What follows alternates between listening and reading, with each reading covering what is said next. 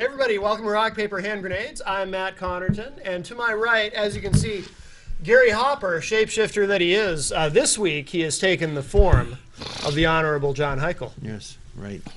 But he didn't get it quite right, because if you notice, there's a little, I don't know how well you can see, there's a little bit of a beard there. Well, I work today. John doesn't have a beard, so. Oh, is that your story, That's Gary's Gary? beard. Yeah. Oh, Gary's beard. That's yes. what came out. Yes, that's what came out with me. Yes. So how are you? I'm doing great. Good. Good. It's good to be honorable and not a representative anymore. It's funny you become honorable. Once you're not, Yes. You keep the title. Yes. You're honorable once you're not in office anymore. Oh, okay, good. Is Is that how it works? Yeah. I think that is how it works. Yeah. And I'll let you introduce our guest. Jack Kimball. He ran for state, or no, actually, he ran for governor. And I was a state GOP and he chair was a for a state GOP chair. Okay, and you've been on the show once before. I've been on before you once or twice. I think it was back when we were in the other studio. Actually, it was a while ago. A couple years ago. Yeah. So what are we discussing tonight? Jack's got some great information. He's got a great topic he wants to talk about tonight. And I don't know if you know Jerry DeLamus at all. And this is the Jerry was on this show. We believe, actually, if I'm not mistaken, it was his last media appearance before the FBI grabbed him. It was just a few weeks ago. He and Sue were both on here. Yeah. So I have, and I'm very close to Jerry and his wife Sue, and I have a lot of the inside information, and I can provide background tonight. And it's a story that needs to be told, and that's why I'm here. But I do want people to understand that if you don't know Jerry, don't believe what you're reading in the papers on these charges. He hasn't done any of those things, and the fix is in. And basically, and Jerry is not only is he an honorable guy, he's a prior Marine, 6 years honorably discharged. He's a great man, but he ran for sheriff. In 2014. I mean, he's a constitutional advocate. He believes in the Constitution, as do I. Same with John, and we believe that we got to get back to that document and the foundation upon which this country was built. It's been shredded lately. But last Thursday, I got a frantic call from Sue DeLamus, and I mean frantic. Yeah. And she said, Jack, the FBI just rolled up with multiple vehicles, all kinds of men in tactical gear, guns drawn, forced their way into my house. How many do you know? There were 8 or 9 that came in, but she said there were agents in front of every condo unit, and they had other vehicles out on the access road and on the street. It's a bit much. And I have to say this. This is a dog and pony show. Jerry DeLamus is a peaceful guy. He has no record. He's never had any violations or arrests in his entire life. He is a model citizen. He's a builder. That's what he does. He works construction and he builds. And he's the breadwinner of this family.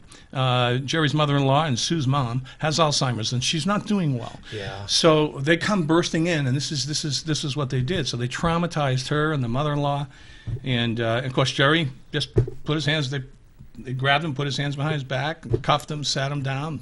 It didn't take long. Put a jacket on, hauled him out. But what happened was Sue said that, of course, there was no warning. The FBI, Jerry has spoken to the agent. His name is Phil Christina. And he had spoken to him, had established what he thought was a relationship. I got to say, if you get a call from the FBI, you say, "Give me your name and number. I'm calling my attorney." Well, when Jerry was on the show before, they were talking about the next day he was supposed to meet with someone from the FBI at Dunkin' Donuts by where they live, and then I guess that meeting was canceled. Well, I can give you firsthand information about that meeting. Okay. It didn't happen. Jerry went. And they didn't show. They called and said that they felt there were too many people there. They wanted him to come back again at 1 o'clock, same place, with nobody with him. Now, Sue was with him. Yeah. And Jerry, and again, I am giving you firsthand information. Okay. Jerry went back at 1, and the FBI didn't come again. They called, and they said that they were afraid for their own safety. Bizarre. And said they weren't going to come to the meeting. Yeah. At that point, after that happened and that phone call was made, I talked to Jerry and I said, Jerry, this isn't good, and you need to get an attorney, and you need to do it now. And we got him some names and stuff. I mean, Jerry didn't at the time, and we've been working all through that right now. But basically, They no-showed twice. Jerry, as the honorable man he is, he did show twice, and they went and did this anyway. Yeah. And you got to understand too is that this is 2 years ago. This is all stems from the Bundy Ranch. Right, from, yeah. And this is 2 this years. This has nothing to do with Oregon, right? No, this no. is strictly about... And as you probably know, Jerry went to Oregon. You talked about that on the show too, yeah. You know, and didn't get directly involved at all, from what I no, understand. he knew the players, or not all, but he knew most of the players. And he called me. He said, Jack, I'm going to go. I don't think this is a smart move. I want to go there, have them come out. They made their point. Let's end this thing now. And, my comment to him was, I don't know if you'll be successful. I understand who you are, and you're going to probably want to try to do it. But he informed the FBI, actually, that he was going to go and do that. They didn't stop him, Right. And when he got there, he didn't really get a chance to meet with all of the players, and he wasn't successful, and he had to come back home. But you should have heard the charges. It was I'm sitting there shaking my head. I mean, this is a guy, and they were saying that he's a danger to the community. Wouldn't let him out, no bail. He's supposed to be incarcerated until the trial. And I'm shaking my head going, every single charge is completely false and untrue. Right. These are trumped up. And if he was a danger to the community, well, I'm sorry, but the FBI kind of put us in danger for 2 years. I mean, right. What took so long? And not only that, but Oregon, they let him go. If he was a danger to Oregon or anyone else, why would you do that? Exactly. And then he comes back. So this is the America we live in now, and people need to understand. It's come home to New Hampshire. This is the tentacles of tyranny are here, and this particular agent I found out is doing a little background work, is in charge of militias. Oh, okay. So this is his focus, and I guess he's. He's got to justify his position, right? Justify his paycheck. For the audience, I'd like to just read a little paragraph here. Jerry DeLamus of Rochester is accused of being a mid-level leader and organizer of a conspiracy to recruit, organize, train, and provide support to armed men and other followers of rancher Cliven Bundy. He was among a dozen other people in 5 states arrested last week, raising to 19 the number of accused inciting and leading an armed insurrection in April 2014 to stop a roundup of cows from public land near Cliven Bundy's ranch, and Bundy was arrested last month. So he's got some serious charges. Yeah, they are serious charges. They are serious charges. And there's a lot more of them. Let's just go back. Let's just answer a question for me. If any American or anybody actually did this, and they actually committed these offenses, those are serious charges, and they are.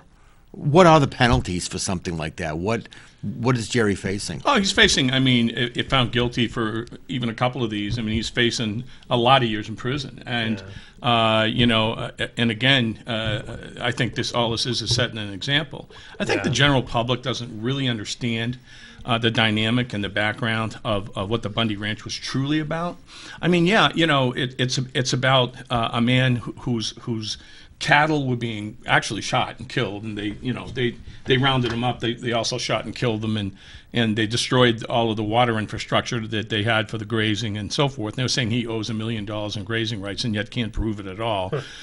But what we found out, if you do your own homework, and I ask everybody in the listening audience, don't believe anything I say. For that matter, anybody says. Do your own homework. Find out what the truth is. What we found out subsequent to this was that Harry Reid and his son, had a sweetheart deal going on with a Chinese corporation to make solar panels on that land. And we then realized, this is why they wanted the other. And the other thing is, Cliven Bundy was the last man standing. There were 51 other ranchers at the time, over the years, that the BLM has pressured and eliminated them to free up that land. For those who don't know, Bureau of Land Management. Well, the Bureau of Land Management, quite frankly, is doing. If you do the background on it, it's originally formed, I think, in the 40s to supposedly manage the open grazing land out west. Okay. Nevada and many of the other states that have grazing and where these ranchers raise the cattle to help feed the country. But as time went on, people realize there's a lot of valuable material when you get under the ground, and so they know that. But the other thing that people don't know is Oregon. This is a big deal. Oregon with the Hammond family, a wonderful family, never broken a law. They're wonderful people. And the background, real quick background on that was, all they did was to start with permission a backfire, right? To stop a fire that was coming their way. It was going to destroy property and so forth. It was successful, but it went a bit. It was about 100 acres too much and so forth. Inadvertently, I mean, inadvertently, they had no nothing intention. done on purpose, nothing untoward, and it didn't hurt anything. I mean, the stuff all comes back. Yeah, they were charged with arson, and then they were charged with domestic terrorism.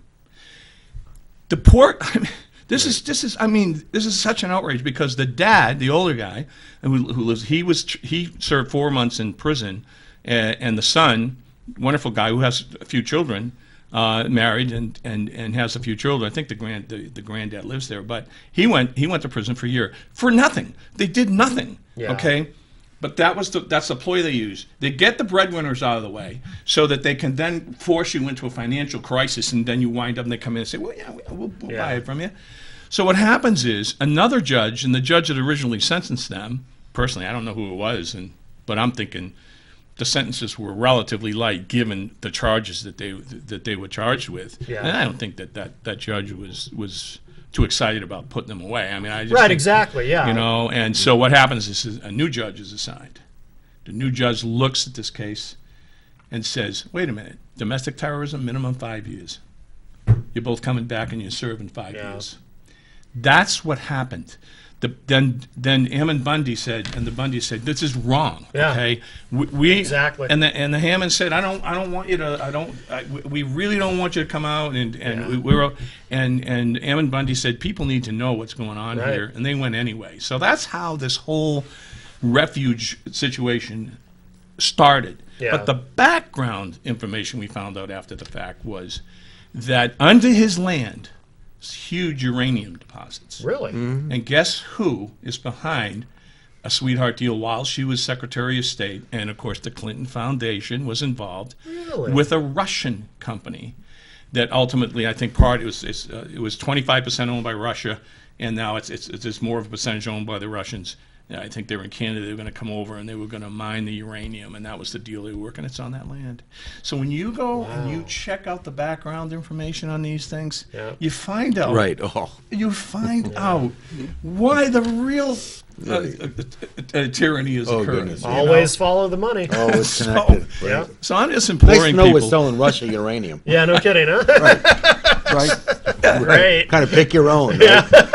He's on apples, guys. But Yeah, so Jerry's just being made an example of. They're basically saying, we're not going to tolerate this. I mean, we can't. We got to set an example with Jerry and all the others, all good people. I mean, nobody. There was no violence committed. The only violence committed, by the way, was the BLM when they were killing the cattle and burning a lot of the infrastructure for them and breaking up the water infrastructure. But then again, you saw what happened to Lavoy Finnegum. Right. That was an ambush. I mean, anyone that can clearly watch that video and come away with anything other than cold-blooded murder, you're not paying attention to what's going on here. Right. So the violence that's been perpetrated has been them perpetrating it. It has not been a single shot fired by anybody. Right. Especially even when Jerry went out there. And he wasn't even there during the standoff. He hadn't even arrived yet. He goes out to the ranch, and he's a peacemaker. He just made sure everybody understood. You are not to fire at anybody. And our job is if they come in and attack, then maybe we'll defend them. Defend ourselves. We're not here to cause a problem. We're not here to shoot at anybody. And they didn't. He kept everything under control, and he deserves a lot of credit for doing that. So. So here we are now with an innocent man in jail, and now we're and I went to both the hearings. The first hearing, because it was so quick, they delayed the detention portion until Monday. I got 80, 90 people to show up in 2 hours on last Thursday. When Jerry walked in the courtroom, he got standing ovation. When he left the courtroom, they sang "God Bless America." Yeah. When we showed up for the hearing at 2:30 on Monday, there were 300 people there. Okay, we not only filled up the big courtroom that we originally were in, but we filled up the overflow room, and there were people outside. They're not only are they angry, they're livid. Yeah. Okay, because they know what this is and they understand what's going on here. And it goes right back to Thomas Jefferson. It's because when the people fear their government, which is what's going on right now, you have tyranny. And unless and until the government fears its people, you're not going to have liberty. One of the things I keep reading is that one of the charges has to do with an assault, an armed assault against the FBI. And I'm thinking, I don't even remember hearing about this when that was going on. I never heard about any assault against the FBI. You had. There's a video you can watch. They took it down, but it's back up, where you had, probably 1,000 cowboys and people from all over the country lined up. They found out where the Bundy cattle was, and they decided, we're going to go get it. We're going to take them back. Yeah. So they went to do that, and the BLM was there along with some mercs, and that's what they were. We got some spec ops guys that are teaming up with these guys, and I'm really upset about it. And so they went en masse. And they were armed, and they basically said, the Bundy said, we want their cattle back, and no, we'll talk about coming. No more talking. We want our cattle back. Yeah. They cut the chain and they opened the gate, Yeah. and they went in force. They didn't fire a shot. Nobody drew a gun. Yeah. But they went down and got their cattle back. Right. And the BLM backed off. That's what I'm sure they're referring to. Really? Jerry wasn't there. He hadn't even gotten there yet. Really? Right. Yep. That's what I was- He never was there. Interesting. Okay. So that came out in court, and they admitted then. They did say in court. The prosecutor said in court, "We do realize that he wasn't there." Well, they got to drop that charge then, They're I gonna guess, have to, right? but I mean, they're going to have to drop them all because we're not going to stop till they do. This is just crazy. So The thing that drives me nuts about this whole thing, too, is what happened in Oregon to the Hammonds. That's when I first really got interested in this story, because I knew that there was such a thing as resentencing, but I thought that only happened when, someone's given a sentence and then a judge reviews it and says, this is a little stiff, and they reduce the sentence. I had no idea that it worked the other way around, that in the United States of America, you can be sentenced for something, do your time, pay your debt to society, get out, and then another judge can just come along and say, nah, we don't think the first judge was correct. You got to go back in. I didn't know that even went on. I didn't either. It's the first time I've heard of it, and it's just a further outrage. And I say to people, think about it for a minute. You really know in your heart you didn't do anything wrong. Yeah. But you're good enough people where you said, all right, you know what? I don't want to cause a big problem. I'm just going to go serve my 4 months of my year, and then I'll come home. They do it. Yeah. Okay. And then this. Yeah. And I am telling you, I mean, you talk, and I use the word now, tyranny. This is what this is, and they're trying to make sure that and that's another thing. People say to me, well, you got to get a good attorney, and you got to get, yeah. Think about it though. All right, this is all on your dime. You got to pay thousands upon thousands of dollars to get good representation. All right. These guys don't have to pay anything. Okay, you got a federal bureau, the BLM. They're eliciting the charges. You get the Attorney General of the United States, because it's the United States of America against Jerry DeLamus. They bring the charges. So it's a federal charge by federal bureaus in a federal court with a federal judge. Yeah. You have no prayer. That's right. Okay, there is no objectivity here. Okay, they got to follow this line where whatever they say, they being the people filing the charges, that's pretty much what goes, and so and here you are taking every last dime you have, and Jerry doesn't have a lot of dimes because he's been hurt, as you know, and he just got back to work a few months ago. He fell off a roof a year ago. Okay. Right, broke his hip. Helping a friend. Shattered his hip, right, helping a friend. Right. Taking an ice flow off, and that's the kind of guy he is, and so this is, and they know it, and think about it.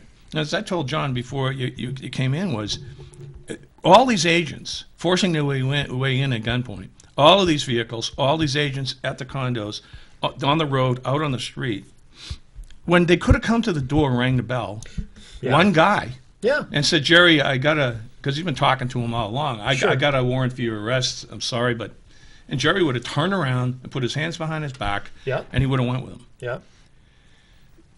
This is to me, it's a dog and pony show, and this stuff's got to stop. I mean, and of course the neighbors are thinking, what in God's name has been living beside us all these years? And it's just well, it's like you said, they're making an example out of him. They are, and I'm just reading another article here.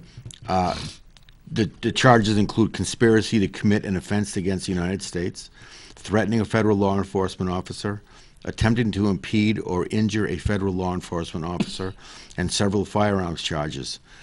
I've never heard of any of this going on. Yeah, me this is neither. this is the thing. Yeah. I mean, if this really happened 2 years ago, I would have thought that they wouldn't have taken him 2 years to let him stay out among the general population of all of Exactly. us, because they're putting us all in danger if, in fact, this man is this Which is the dangerous. argument that was made in court, which is the one I'm making now. Is this a farce? Okay, if he was a danger to the community, which, by the way, he never has been before or since, but if he was, then the other one's being reckless. Yeah, I'm serious. Most of us know Jerry. Jerry is an outstanding man. I mean, he's not. His wife Susan, great people. I mean, we're all serious about our freedom and about keeping this United States of America ours and our liberties. We're all serious about that, but I certainly don't think anybody here is dangerous or. Right. But the thing I look at experience is this is a with man who already has, if you will, represented us in the military to Yeah. protect and defend our liberties. And this is a man Well, this is the who now fence. lost Yeah. his liberty, the very thing Right. that he has been about protecting his entire life. And he has lost it Right. for no good reason. Yeah.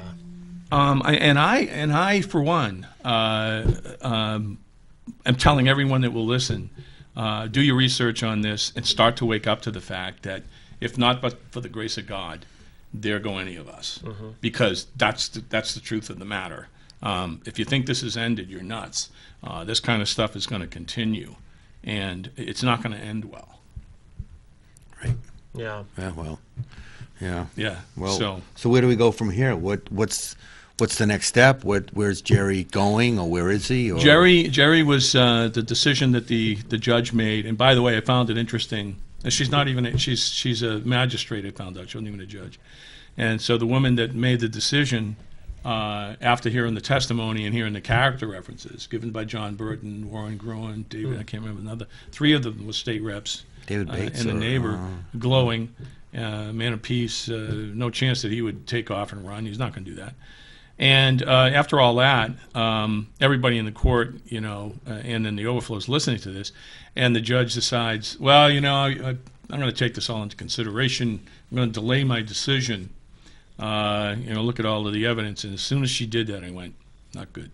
Yeah. And I'm going to tell you why. Because I was thoroughly convinced that if she had issued the decision that she issued yesterday, you would have had an eruption in that court like you wouldn't have believed. So she did what she did because I think she knew that. And so people even matter now because she did that. So here's what's happening. Jerry's being held in the Stratford County Jail.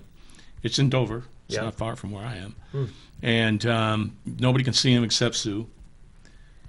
He's been allowed to make some calls. I talked to Jerry a couple times today, so I did get to talk to him.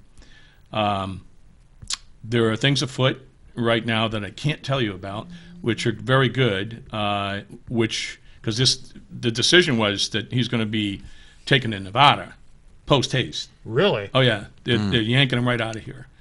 So we're working to do our level best to stop that, because his supports are here. Right, right. The other people most of them are out from out west.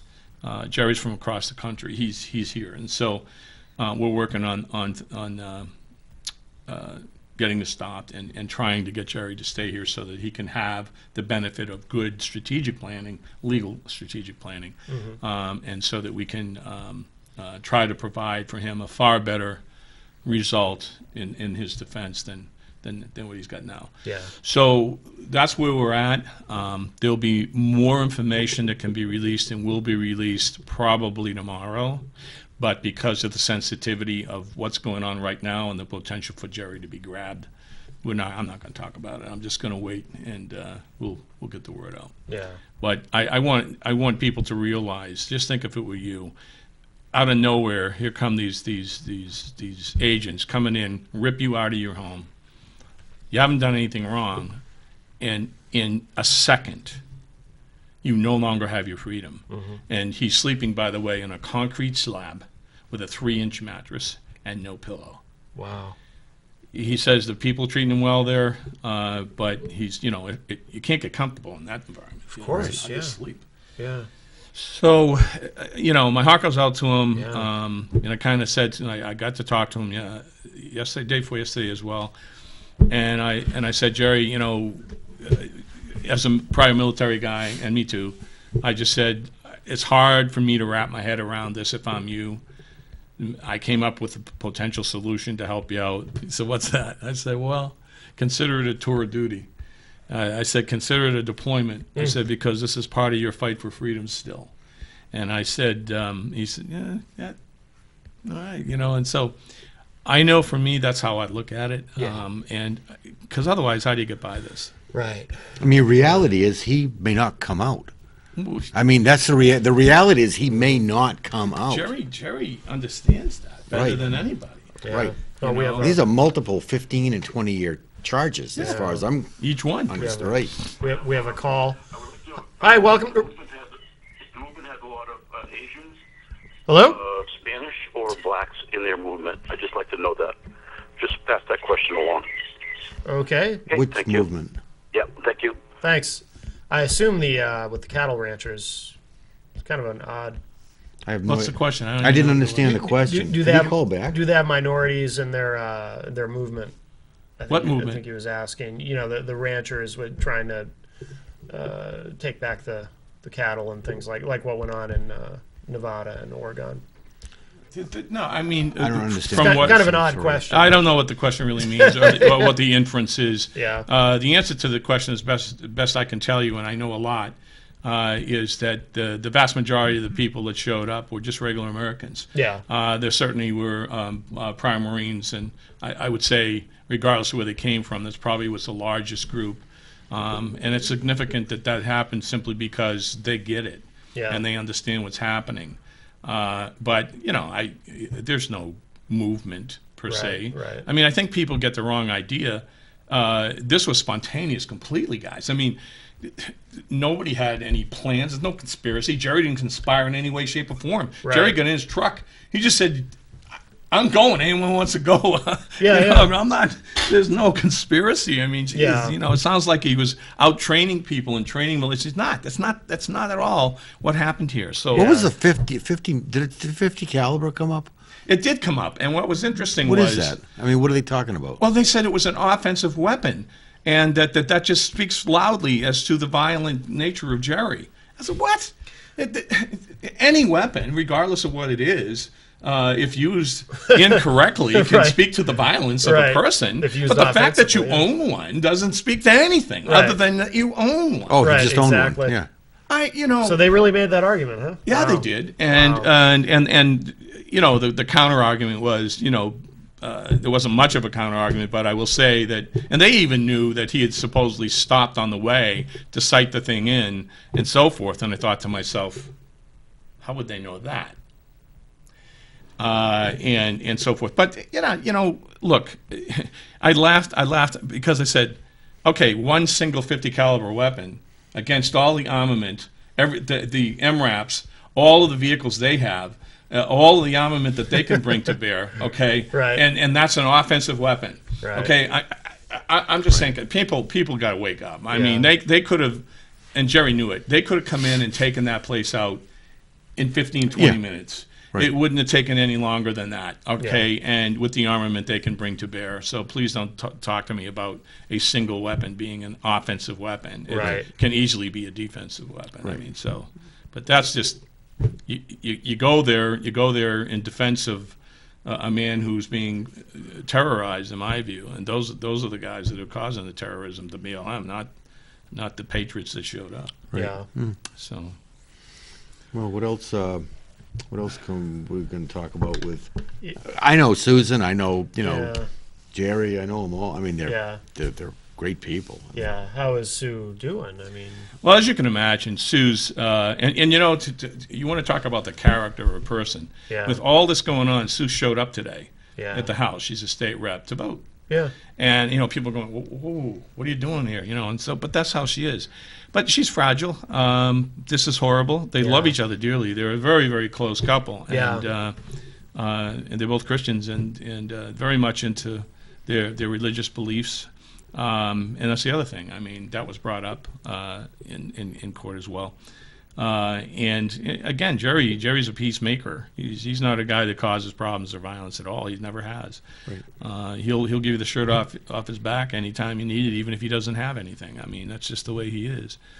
I do think, though, that if Jerry is ultimately imprisoned, that this is going to take a horrible toll on Sue and her mom, and as Jerry is an equal partner in providing the care for the mom who has Alzheimer's. It's a hard thing, and Sue would be left alone to do it, and Jerry being the only breadwinner, the whole income stream goes away.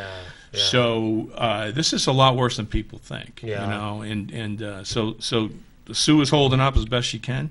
But she's got a lot of friends, I'll tell you that. Boy, I went over there, on the times I went over, there were 2, 3, 4 people there helping her out. And I'm sure that'll continue. That's good.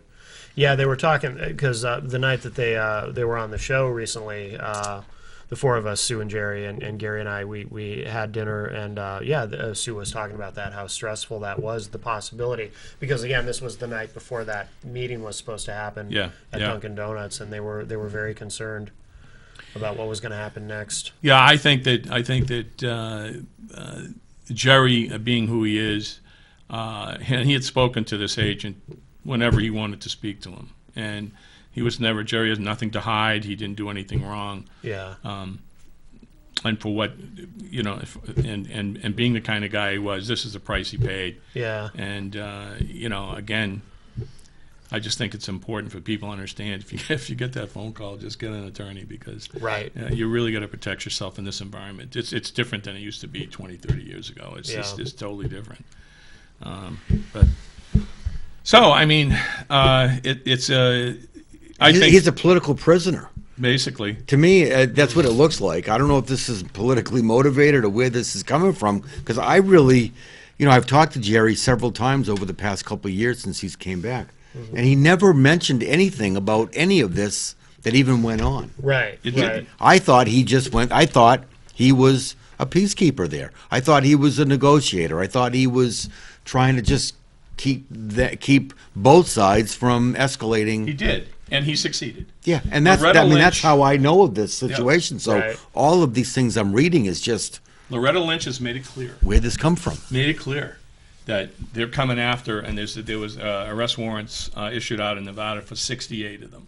So there's for 68, and that was after Oregon. Okay. So you now have roughly, I think it's up to, you just read it, 1920, something like that. Yeah, right.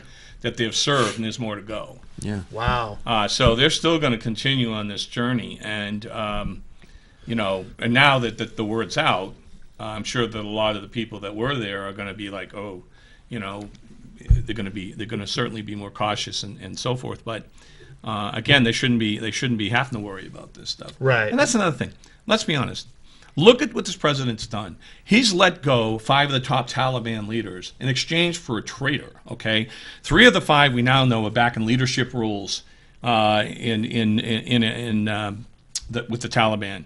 He's let go countless prisoners, tens of thousands of violent criminals from federal prisons over the past few years that have already been convicted of serious crimes, and now they're free. They're walking around. The other thing he's done, he's went ahead anyway with the refugee program, bringing in the Syrian refugees, mostly males, 85% of them that are fighting age males. This is an invasion. This isn't some, you know, people better wake up as to what's happening. And you have an open border right now that's completely porous, and people are pouring in, and a lot of them don't like us, and they're there for a nefarious reason.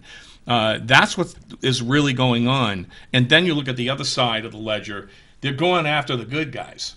They're going after the people like Jerry, who certainly would stand up, as would I, okay, to that kind of tyranny. And we being prior military, that's why they're the first ones that are going to come after us, because we believe the oath that we took, even though we're out of the military, to protect, defend, and uphold the Constitution from all enemies, foreign and domestic.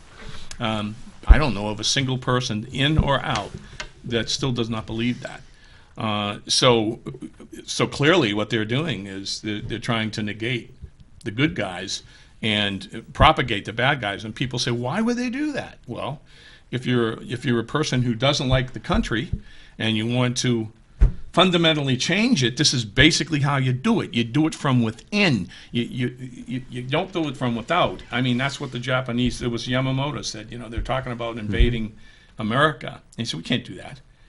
Don't be a man with a gun behind every blade of grass. Right. Has anybody contacted? I know this is. I don't know if this is a good idea. I mean, I think Senator Ayotte voted to approve Loretta Lynch. Oh, did she? Right, I believe. I didn't talk to her. And has anybody contacted Senator Shaheen or I talked to Frank any of our Ginter, senators or I Congress talked people? to Congressman Ginter in person yesterday, and he's here until Monday. He promised me that, and he's aware he made a call to the attorney, so he's involved. He's trying to do what he can. He knows Jerry, but I asked him if he really knew the backstory, and he doesn't. So, and quite frankly, in fairness to everybody, most don't.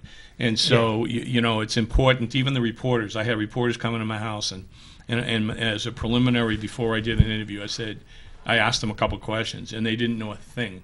They didn't know a thing about Jerry or about the background that led to this. So I sat down and I said, the precondition of the interview is that you get educated. And they agreed. Right. So I filled them in, like I did today with you folks, and I just filled them all in on this, and they went, wow, we didn't know any of that. It makes a difference. It makes a huge difference. And so, I mean, that's my mission right now, is to help Jerry and hopefully avoid prosecution, but at the same time educate people as to what really went on and the reasons why. Yeah. So, and that's what I'm going to continue to do. A lot of people on board, and a lot of people will do. We're already talking about if he does get shipped out there and he has to stand trial out there. Once that happens, I'll get a bunch of people from New Hampshire to go out, and sure. We'll go together and we'll be there to support him, just like we were at the hearings. Yeah.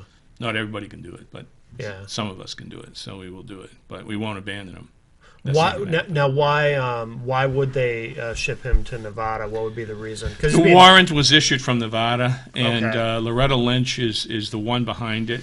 And I'm positive that Obama has basically told her, go get him. Yeah. And so she's doing his bidding, and so. But again, it's the United States of America against Jerry DeLamus, and that's how it was read. But the warrants were issued from Nevada, and so they're going to try to get him to go out there and stand trial. Okay. So that's their goal. Let's see if we can stop that. I don't know if we can. Yeah. But we'll see.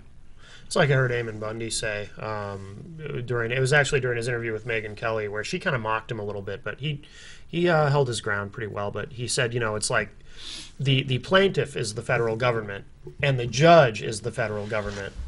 So what do you do? It's rigged. The game is rigged. And people were saying, and people who were critical of the Bundys were saying, you're breaking the law. Or, you need to hire an attorney. They have been hiring an attorney. They got to a point where they knew it was a rigged game, and they're like, we got to stop this. I mean, we got to. If we don't make a stand, we're the last ranchers. There's nobody else. And the man, I seriously, he's a hero. I haven't even met him. He's got more courage, and he's got his family involved, and the kids are involved, and all the sons. I think most of the sons, Ammon, Ryan, Davey. There's a fourth. There's four of them in prison, and the dad. So there's five of them. Yeah. I mean, you're cutting out the major breadwinners of the family. Again, all of that really hurts badly. And you're leaving the women alone with the children, and the income stream goes away. Yeah. And they starve you out financially. They just choke you. Yep. Getting an attorney. I know that's an easy thing to say, but you always need to hire somebody. Whenever you want to do anything, you need to hire an attorney You need to pay a surveyor to have your site plan. You need to, whenever you want to do something, you got to pay some sort of government agent of some sort, that whether they're in the private sector or public sector, to have them help you for thousands and thousands and thousands of dollars, and the people here just don't have it anymore. No, and I'm going to be on Sunday with Josh McElveen, and I think he's invited John Burt and Warren Groen. What show is that? WMUR the- Sunday Channel morning. 9. It's Close up, New Hampshire. Close is Up. that? Close up, Okay, 10 o'clock, I think. I believe it's 10 o'clock, I think. Yeah, Yeah. it And airs so 10 o'clock. and again, I applaud Josh because On you know MUR, people yes. don't know, but Josh is a prior Marine. Yeah. And I think, but to Josh's credit, you know, he's picking up the story, and He's a very fair reporter, Josh. yeah, is, and he's class act. running with it. So Yeah. kudos to him. And we need to shine a big light on this. Yeah. I want as much, and that's part of the reason I'm here. I would come anyway, guys, but Yeah. but part of the reason I'm here is to make sure that while the iron's hot, you know, we get the word out to as many people as possible. And by the way, anybody who's interested in helping out, they can send a check made out to Sue Delemus, Delemus. They live in 57 Dustin, Dustin, Homestead. It's funny. It's not a street. It's Dustin Homestead, Rochester, New Hampshire. I think it's 03827, but check me on the zip. I'm not 100% certain on that. But a lot of people have expressed a desire to help out, and that would be a huge help. She's got to give some deposits for retainers and the like, and they're going to need some assistance along those lines. So if you can't do anything else, but you can do that, that's a big deal. Right. You know. Okay. So And Yeah. so right now he's okay. He's, I mean, as he can be, and he's Jerry sitting said in to me jail. today, And Jerry said, Jack, he said, look, you know, if it was just me, you know, I can deal with it. You know, Right, right. I can deal with it. But it's not just me. Yeah. He said, you know, I got my wife and my mother-in-law, and it's critical that I be available to care for her. And he said, so that's a huge issue. And he said, so that's the thing really right now. Yeah. That's the big problem for me. Yeah. And it is. So we'll see how all this plays out, but we all have to be aware that we do not live in the America we used to live in. Everything is changing, and we're being turned upside down and inside out. Everything that used to be right is now wrong, and everything used to be wrong is now right. I mean, the insanity that I'm witnessing coming out of D.C., it's just crazy. right. And the Obama administration, he kept his word. He has fundamentally changed this country for the worst, and he's not done yet. Some people were saying to me, well, this is his last year. I said, that's what's the scariest. Right. Because it doesn't matter. Right. It's Katie barred the door. The guy's lived outside of Congress. He's lived by executive caveat, and he's going to continue to do it. He's a UN advocate. He believes in the New World Order. All of these things are playing out before our eyes, and people, most of them, are watching American Idol or The Voice. I predict his next job is Secretary of the UN. Secretary General of the United Yeah, Nations. that's my prediction. Well, if we get Hillary, maybe Hillary will try to appoint him to the Supreme Court. Right. Yeah, that's God scary. help us. I mean, I'm sorry, Yeah. too. Anton Scalia, Right. when I found out, I went, I don't believe in coincidences, sorry. And I'm not a conspiracy theorist. That's an A-bomb. And I'm thinking, whoa, what just Yeah. happened? And why? And I was not prepared for that one. That Yeah. came out of nowhere. you know, Yeah. it's Well, he like- was 79 years old. Well, I know, but I didn't realize how old he was until he had passed. Because he looked, I don't know, I always thought he looked younger. I thought he was. Yeah. What was closer the to 70. doctor's report? Was there there was a doctor's report? Was it heart or what? well, what that's the happened? funny thing. They pronounced him dead from a remote location by telephone. Yeah. So nobody ever examined him and checked him. Yeah, there's no And, autopsy. and then there was not an autopsy, yeah. which is state law there. You have to have an autopsy. Oh, it is really? Yeah. Oh, I didn't know that. They didn't. They That's said no, we're strange. not going to have it.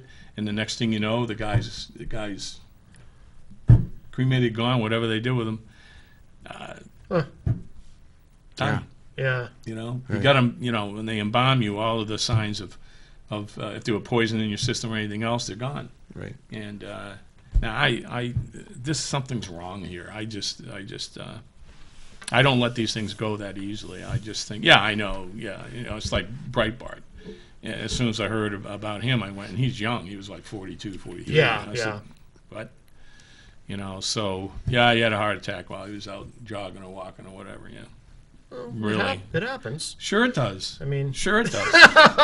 That's the argument you can make virtually. I don't find There's it your hard to cover for believe. anything. I could have one Especially too. when you write that kind of stuff. I, that he right, was I writing. said, I was telling people, I said, if tomorrow, the word's out that I had a heart attack last night, all I'm asking you is don't believe it until it can be proved, Yeah. But I don't know. I just look at things now very skeptically. Yeah. And I didn't before. Yeah. I do now. I get really worried about this stuff. So. But anyway, these are trying times, and we are living, all of us three and everyone else, we are living in very mysterious times, and we're getting to a point now when we take a look at what's going on in Syria. And isn't it getting a little confusing about the players? I mean, it started out with we had the good rebels and the bad rebels. So you had Al-Qaeda originally, and now it's ISIS, and all morphing into all bad rebels. And so they're all ISIS. And then all of a sudden there was some good ones that reappeared that needed training, but there was only 60 of them. Russia shows up on the scene and says, we're going to take care of ISIS. And they start kicking the crap out of ISIS, and people are cheering. I never thought we'd be cheering Putin, but they were. Right. And, so Iran now is allied with Russia. That's always been the case, but they're sending their fighters in. You got Hezbollah.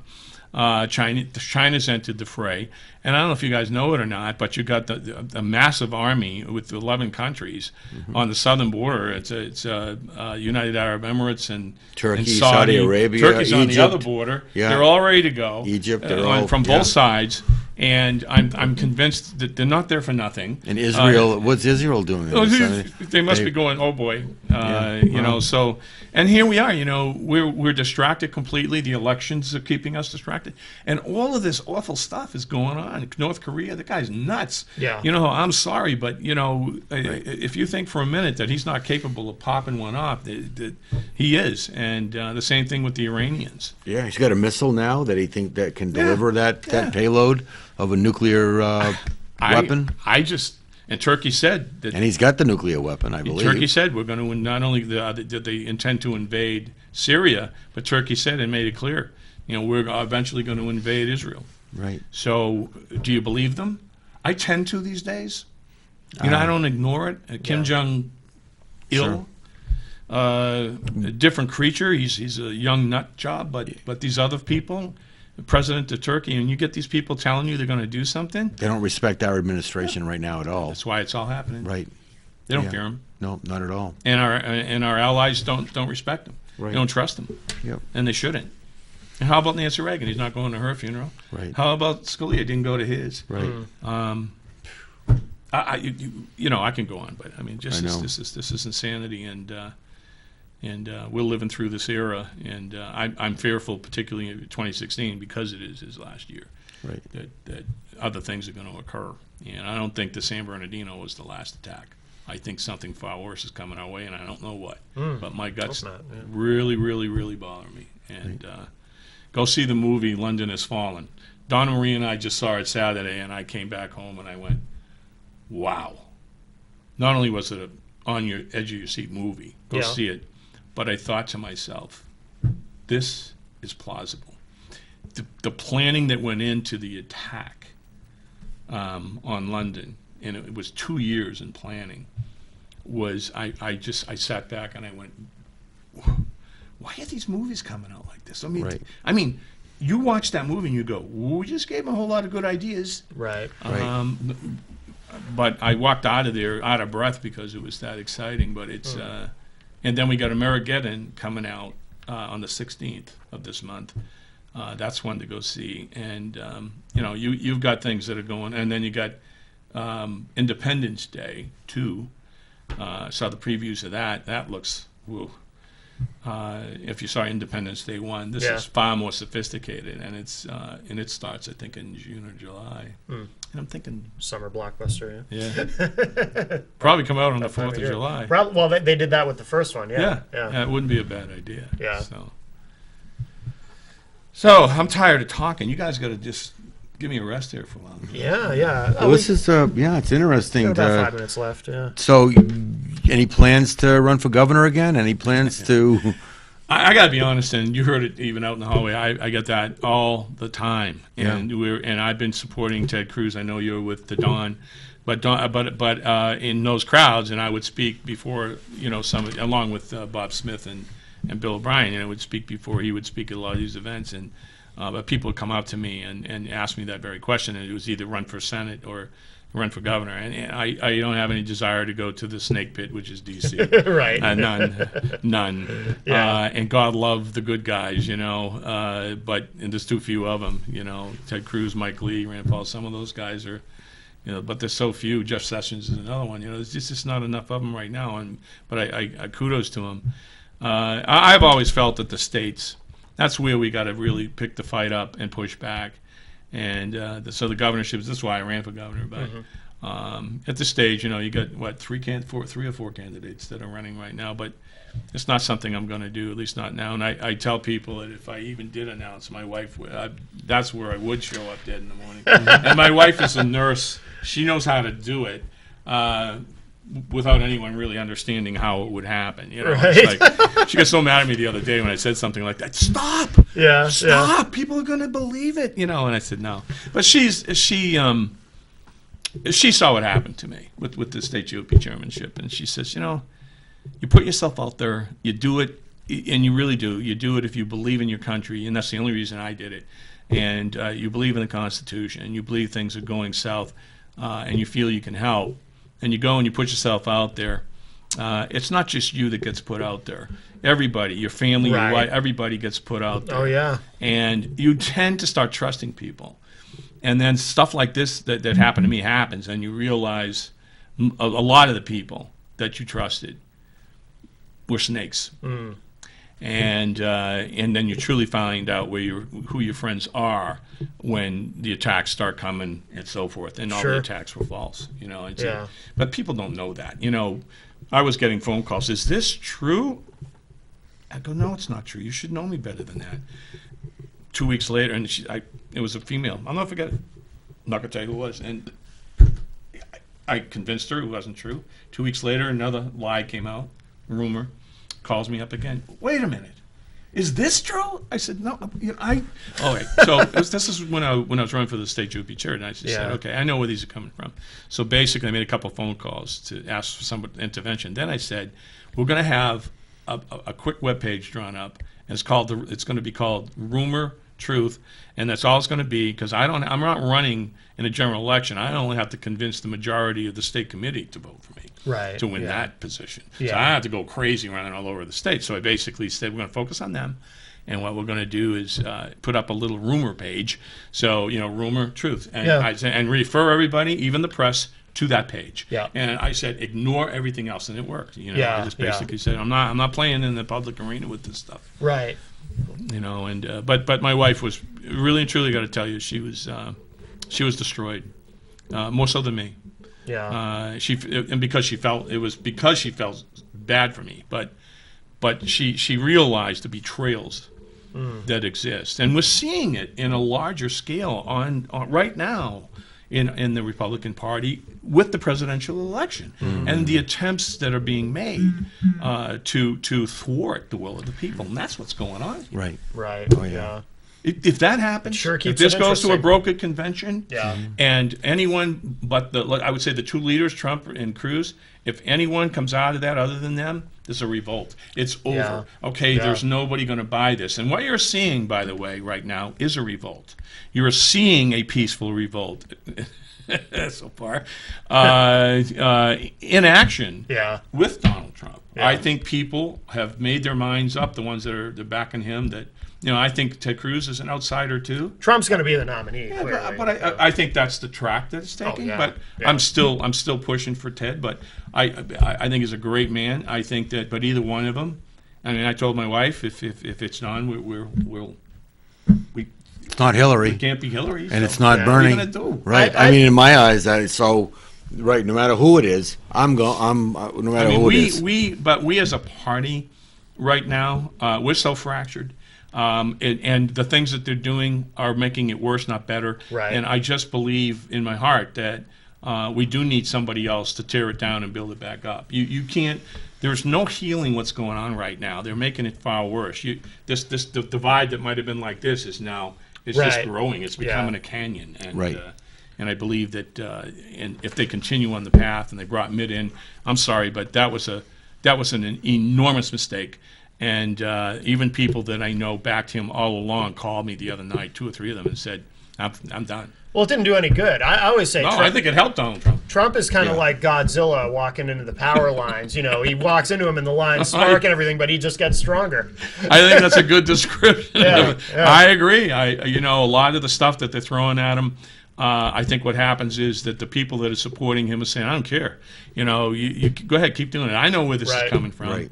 I don't care.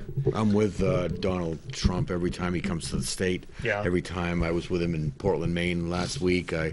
All for the past year, I've been in very close contact with him and his campaign. Yeah. And it is amazing to see. And I sit there in amazement because I'm not one of the low information voters. I understand this political game. I think I'm pretty well educated. I think I'm pretty reasonable in this and other things, and so many of my friends are as well. So when they attack personally, I mean they're saying it. Everybody's saying it about everybody right now. Yeah. And it's not even attacking the candidate; it's attacking their battle supporters, which is it's a battle. Yeah, it sure is. But if this goes to, I'm going to Cleveland with the as an delegate? An alternate delegate. Okay. And if the opportunity comes and they need me to become a delegate, I will. But I'm going to Cleveland with Trump, and we're going to make sure. Hopefully, we'll make sure that there won't be any kind of brokered convention. Yeah. And we'll be there defending against. See, I think what you're going to wind up. The way it appears to me now is that if it continues this way, that neither Trump was probably going to get the majority of the delegates. Yeah. And I think that Cruz obviously. But will he get the 1237? Well, I don't think he will. But if he gets the plethora of them. Yeah. See, I'm of the mindset that if he gets the plethora of them, then there should only be 2 people going in there. They're talking about 8 people on the first ballot and all this stuff. You can't do that. No. The will of the people. That's what has to prevail. Yeah. Tens of millions of people. You can't discount their votes. Right. You can't discount their votes for a party that wants to have another nominee. Right. You can't do it. No. If you do, you will never have this party back. The chasm will be more than a chasm. It will be a plain at that point. There'll be no walls left. We got to wrap up. Jack Kimball, thank you so much. And you'll be on. Is that this Sunday that you're going to be on with Josh? With Josh, yep. Okay, great. So you can see that on Channel 9 this Sunday. And, of course, John, do you want to plug Uptown Auto? Uptown Auto Repair, 578 Mast Road, Pinardville, next to Dunkin' Donuts, across from Rite Aid. We fix any kind of car, anything for any car, free local towing. Yeah. And I don't charge if I don't fix it, and that's a pretty good incentive. I wish government worked that way. So why you broke, John? That's why I'm broke, yeah. And we're very proud that Uptown Auto is our prime sponsor at IPM Nation. And, all right, we got to go. Thanks, everybody. We'll talk at you later.